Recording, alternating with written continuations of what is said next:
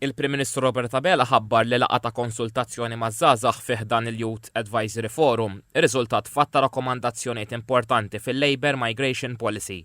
Stqarrija tal-Uffiċċju tal-Prim Ministru qalet li dawn ir-rakkomandazzjonijiet miż-żgħażagħ sa jiġu inklużi fid-dokument finali li se joħroġ għal konsultazzjoni pubblika. Dr. Abela tkellem dwar dawn ir-rakkomandazzjonijiet waqt laqgħa f'Kastilja mal-Eżekuttiv elett tal-Kunsill Studenti Universitarji l-KSU biex jimmarka l-importanza tal-involviment taż-żgħażagħ fit-tfassil tal-politika tal-pajjiż. Waqt li esprima t-tama li dawn ix-xorta tal-laqat mal-KSU jsiru b'mod regolari, Dr. Abela spjega li Labour Migration Policy sa tindirizza s-settur tax-xogħol. Saħaq li din il-politika sa tkompli tieħu deċiżjonijiet importanti li diġà ttieħdu favur id-dinjità tal-ħaddiem u l-ħtieġa ta' ħaddiema barranin f'setturi fejn meħtieġ biss. Aċċenna wkoll għal Malta Vision 2050 qal li din tiġbor fiha l-aspirazzjonijiet taż-żgħażagħ fosthom dwar is-settur edukattiv u dak ambjentali.